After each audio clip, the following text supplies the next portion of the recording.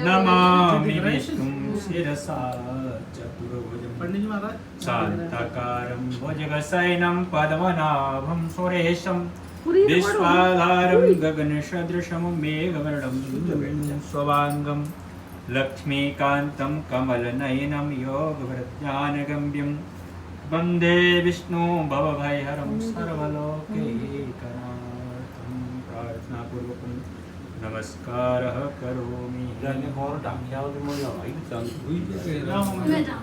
बोलो गणेश भगवान की जय, गौरी मैया की जय, बोलो साधु गुरुदेव भगवान की जय, सत्यनारायण भगवान की जय, बोलो जय रामचंद्र भगवान की जय, हनुमान हरि की जय, शंकर भगवान की जय, दुर्गे भूमिया बाबा की जय, भैरव बाबा की जय, सिद्ध बाबा की जय, नंगर खेड़े की जय, नंगर बस्ती की जय, संत समाज की जय, भक्त समाज की जय, अपने अपने माता पिता की जय, अपने अपने गुरु गोविंद भगवान की जय, बांके बिहारी लाल की जय, विघ्न विनाशक भगवान की जय, समस्त देवी देवताओं की जय।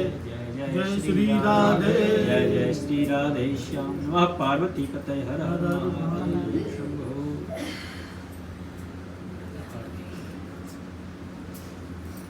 ओम चंद्रमां शोयात सूर्योयात श्रोत्रादवस्य प्राणिशंकार्यगनीरयायत कचितिलकं ललाटपटले भक्तिस्थले कौस्तुभं नाशाग्रेवर मुक्तिकं कृतले वर्णमुद्रे कंकरं सर्वांगी हरचंदनं सुललितं कंठे चमत्कावले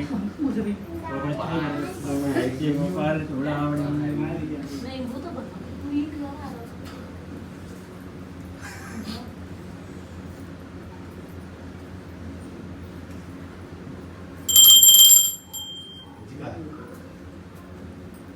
जितने बड़े संग आ रहा है संग नहीं दिखाओ अब पहली घंटा ही रहती है भाई जाते छोटी है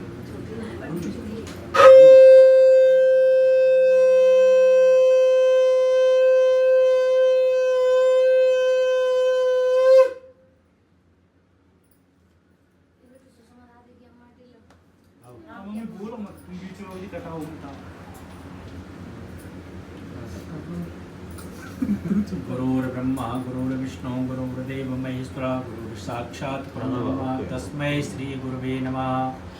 अज्ञानतिमिरान्धस्य ज्ञानाञ्जनशलाकया चक्षुरुन्मीलितं येन तस्मै श्री गुरुवे नमः। या कुन्दन्तुषारहारधवला या शुभ्रवस्त्रावृता या वीणावृदण्डमण्डितकरा या श्वेतपद्मासना या ब्रह्माच्युतशङ्करप्रभृतिदेवी सदा वन्दितां सामां पाद सरस्वती भगवती न्यस्येषजाल्यापः। नारायणं नमस्कृत्य नरं चैव नरोत्तमं देवीं सरस्वतीं व्यासं ततो जयमुदीरयेत्। अखण्डमण्डलाकारं व्याप्तमेन चराचरं तत्पदं दर्शितमेन तस्मै श्रीगुरवे नमः।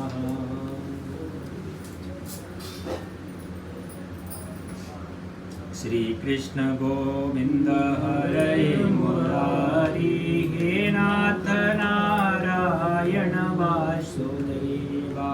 श्री कृष्ण गोविंद हरे मुरारी हे नाथ नारायण वासुदेवा। हे नाथ नारायण वासुदेवा। हे नारायण वासुदेवा। श्री कृष्ण गोविंद हरे मुरारी हे नाथ नारायण वासुदेवा। बोल नारायण भगवान की जय।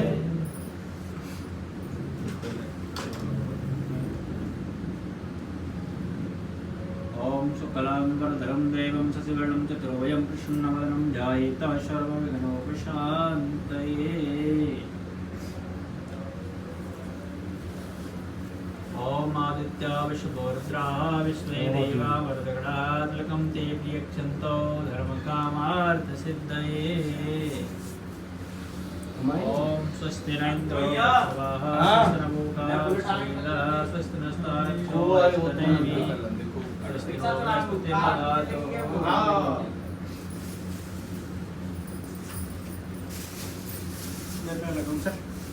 सत्यनारायण भगवान की जय। पापा ने लिख के तो उधर ही होगा।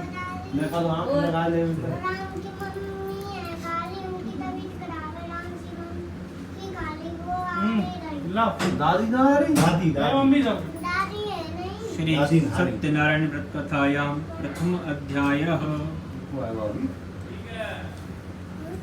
श्री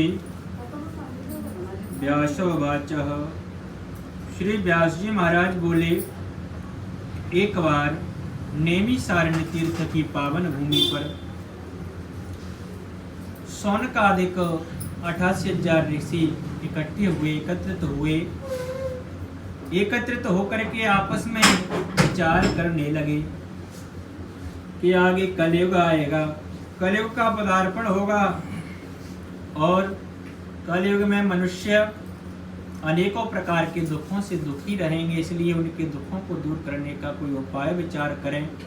ऋषियों ने आपस में बहुत देर तक ऐसा विचार किया, उनके मन में कोई उपाय नहीं आया। उसी समय आदरणीय श्री सूत जी महाराज का आगमन हुआ। सूत जी महाराज को आते हुए ऋषियों ने देखा, जिस रास्ते से आ रहे थे उस रास्ते में ऐसा प्रकाश हो रहा है मानो एक सूर्य नहीं, एक साथ अनेकों सूर्य प्रकाश कर रहे हों। ऐसा सूत जी महाराज के तेज का चमक था।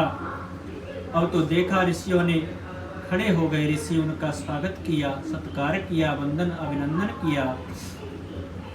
आज सूत जी महाराज प्रसन्न करते हैं, बोले कि हे ऋषियों, आज आपने मेरे जैसे बालक का स्वागत क्यों किया है, क्या कारण है?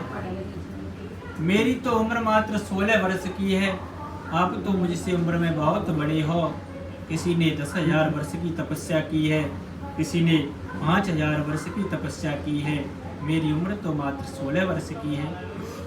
ऋषि कहते हैं, महाराज, कोई तो धन में बड़ा होता है, धनवान होता है, कोई बल में होता है, बलवान माना जाता है, उम्र में होता है बड़ा हुआ अग्रज माना जाता है। महाराज, जो ज्ञान में बड़ा होता है वह सबसे श्रेष्ठ उत्तम माना जाता है। आपको सभी वेदों, शास्त्रों, पुराणों का ज्ञान है, इसलिए हमने आपका स्वागत और वंदन किया है। सूत जी महाराज ने विचार किया, ऋषि तो होशियार है, चतुर है।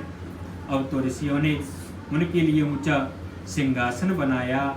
सिंहासन बनाने के बाद उनको उस पर विराजमान किया, तिलक चंदन उनको स्नान कराया, तिलक चंदन उनकी आरती की, षोडशोपचार विधि से पूजन किया। पूजन करने के पश्चात आज ऋषियों की तरफ से सौनक महाराज प्रसन्न करते हैं, कहते हैं कि व्रतेन तपसा किम वा प्राप्यते वांछितं फलम तत्सर्वं श्रोतुमिच्छामः कथयस्व महामुने। आज सभी ऋषि कहते हैं, महाराज, ऐसा व्रत अथवा कोई तपस्या बताइए जिसके करने से मनवांछित फल की प्राप्ति हो, उसे हम सब ऋषि सुनना चाहते हैं, सो आप हमें सुनाएं। आज ऋषियों ने ऐसा प्रसन्न सूत जी महाराज से किया, तो सूत जी महाराज एक कथा के वृतांत से आज ऋषियों को सुना रहे हैं, कह रहे हैं कि हे ऋषियों, आज आपने मुझसे पूछा है, इसी प्रकार एक बार नारद जी ने भगवान श्री हरि विष्णु से पूछा था। मैं उसी कथा का वृतांत सुनाता हूँ, ध्यान पूर्वक सुनिए। नारदै नैव संप्रष्टौ भगवान कमलापतिः सुरर्षै यथेवः कृष्णध्वं समाहितः। आज एकदा नारदो योगी परानुग्रहिकाक्षया पर्यटन विविधान लोकान मर्त्यलोकमुपागतः। सूत जी महाराज कह रहे हैं कि एक बार देवर्षि नारद जी हाथ में बीड़ा लिए हुए हैं और श्रीमन नारायण नारायण का गान कर रहे हैं, भगवान का ध्यान कर रहे हैं। और ध्यान करते हुए नारद जी ने सभी लोकों में घूमना प्रारंभ कर दिया। नारद जी सभी लोकों में घूम रहे हैं, देख रहे हैं कि क्या हो रहा है। अच्छी प्रकार से सब कुछ चल रहा है, लेकिन जैसे ही नारद जी घूमते घूमते अंत में इस मृत्यु लोक पृथ्वी पर आए तो आकर के नारद जी ने यहाँ पर क्या देखा कि ततो दृष्टवा जनान सर्वान नाना क्लेश समन्वितान नानायोन समुत्पन्नान क्लेश्यमानान स्वकर्मभ्यः। नारद जी ने देखा कि नारद जी ने आकर के देखा कि सभी नाना योनियों में जन्मे हुए हैं, मनुष्य हैं, अपने अपने कर्मों के द्वारा अनेक प्रकार के दुखों से दुखी हैं। नारद जी ने दुखी देखा तो नारद जी ने दुखी देखते हुए, नारद जी तो संतों में श्रोमणी हैं, उनको संतों में संता कहा गया है। संत का ऐसा स्वभाव होना चाहिए कि किसी के दुख को देख करके संत द्रवित हो जाते हैं, दुखी हो जाते हैं। नारद जी तो संतों में संता हैं। आज नारद जी ने मनुष्यों को दुखी देखा तो दुखी देख करके नारद जी द्रवित हो गए, दुखी हो गए। आज दुखी होकर के नारद जी ने भगवान का ध्यान किया। भगवान का ध्यान कर रहे हैं नारद जी कि इनके दुखों को दूर करने का क्या उपाय है। उनके मन में कोई उपाय नहीं आया। नारद जी ने हाथ में बीड़ा उठाया और श्रीमन नारायण नारायण का गान करते हुए देवर्षि नारद जी यदि संचित्य मनसा विष्णु लोकम गतस्तदाह, ऐसा मन में चिंतन करते हुए नारद जी विष्णु लोक में पहुंच गए। नारद जी ने विष्णु लोक में प्रवेश किया। भगवान श्री हरि विष्णु के दर्शन करते हैं नारद जी और क्या देखते हैं कि तत्र नारायणम देवम शुक्लवर्णम चतुर्भुजम और शंख चक्र गदा पद्म वनमाला विभूषितम दृष्ट्वा तम देव देवेशम स्तुतिम समुपचक्रमे।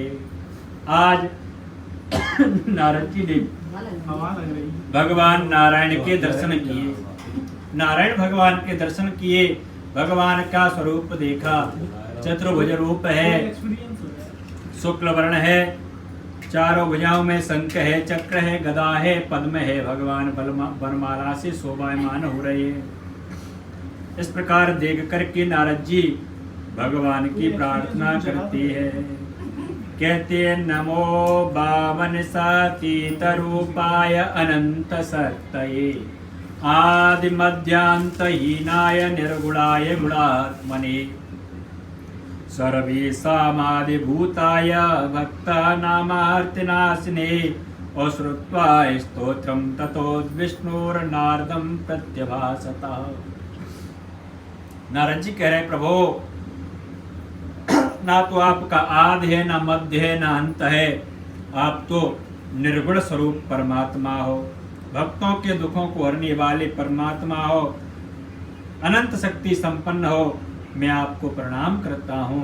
नारद जी ने भगवान को प्रणाम किया। भगवान बोले कि किमर्थ मांगतो असि तुम किमते मनसि वर्तते कथयस्व महाभाग तत्सर्वं कथयामि ते। ऐसे आसन नहीं लगाना चाहिए। बोलो मैं देख के तैयारी तो पाए पसारे में तो बैठ सके, बालों को करे ऐसा नहीं करना चाहिए। तो भगवान कह रहे हैं कि हे नारद जी, आपका आगमन मेरे पास किस कारण से हुआ है, आपके मन में क्या है, कहिए, मैं आपको बताऊंगा। नारद जी कह रहे हैं प्रभु, आज मैं सब लोकों में घूमने गया, मैंने सब लोकों में अच्छी प्रकार से सब कुछ पाया।